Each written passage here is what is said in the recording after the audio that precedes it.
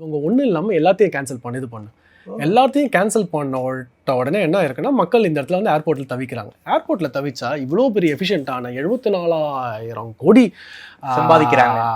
லாபத்தை ஈட்டக்கூடியவங்க ஒரு வாட்டர் பாட்டிலோ ஒரு தண்ணியோ ஒரு இதுவோ ஃபுட்டோ ஏதோ கொடுத்துருக்கலான்னு பார்த்தா கொடுத்துருக்கலாம். அந்த அங்கே இருக்க அங்கே இருக்க கிரவுண்ட் ஸ்டாஃப்ஸ் மேனேஜ்மெண்ட்லாம் வந்து ஒன்றுமே எதுவுமே கண்டுக்காத மாதிரி இது பண்ணாத மாதிரி தான் இருந்துட்டு இருக்காங்க. ஒரு ஃபாதர் வந்து அதில் வந்து ஹிந்தியில் கதறாரு. என்ன கதறாருன்னா, என் பொண்ணுக்கு வந்து பீரியட்ஸு, கீழே ரத்தம் ஊற்றுது, ஒரு சானிட்டரி பேடுக்காச்சும் ஏதாவது ஏற்பாடு பண்ணுங்க இது பண்ணுங்க. அந்த இதெல்லாம் பார்த்தீங்கன்னா கொடூரமாக இருக்கும். அப்படி வந்து கதற விட்டாங்க.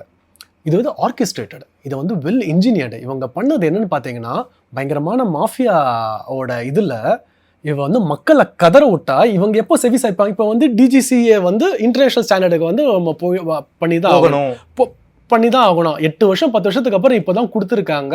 அந்த இதை வந்து உள்ளே போகணும் அப்படின்ட்டு இருக்குது.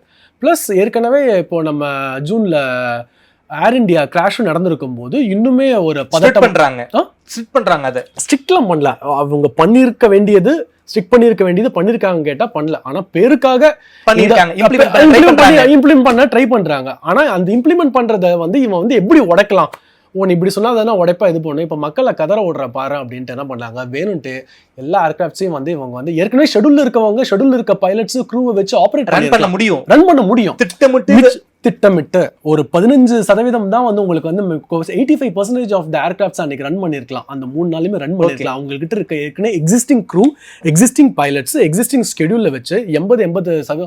ஆனால் சர்வசாதாரம் முதல் நாள் 200. அந்த ஏதோ ஒரு படத்தில் இப்படி சொடக்க போட்டோன்னே டக்குன்னு இது வரும். முதல் நாள் 200 கேன்சல் பண்ண, கதறல் 10, அடுத்த நாள் 500, இன்னும் கதறல் 10, அடுத்த நாள் 1000. அவ்வளோதான், ஹோல் இதுவே மண்டிட்டாங்க. அத்தனை பேரும் கதறதை பார்க்கும்போது ஏன்னா ஏர்லைனில் பறக்கிறவங்க எல்லாருமே கொஞ்சம் ஓரளவுக்கு இன்ஃப்ளூயன்ஷியல் ஆனவங்க. அவங்க கல்யாணத்துக்கு போக வேண்டியது, அவங்க சாவுக்கு துக்கத்துக்கு போக வேண்டியது, வாழ்க்கையில் எவ்வளோ முக்கியமான தருணங்கள்லாம் இருக்கும்போது அத்தனை பேர்த்தையுமே என்ன பண்ணியிருக்காங்கன்னா வந்து உங்களுக்கு வந்து கழுத்தை பிடிச்சி நெரிக்கிற மாதிரி பகடைக்காயா ரேன்சம் மாதிரி பிடிச்சி ஒரு ஏர்போர்ட்லேயும் இவங்க எல்லாத்தையும் வைக்கும்போது பார்த்தீங்கன்னா கிட்டத்தட்ட ஒரு 2 லட்சம் பேர்த்துக்கு மேலே 2 லட்சம் இதுக்கு மேலே வந்து டோட்டலாக எல்லாத்தோட வாழ்க்கையும் அன்னைக்கு ஒரு 3 நாள் வந்து அப்படி இறுக்கி பிடிச்சிட்டாங்க. இப்போது வேற பிடிச்ச மாதிரி கழுத்தை பிடிக்கும்போது கதறாங்க.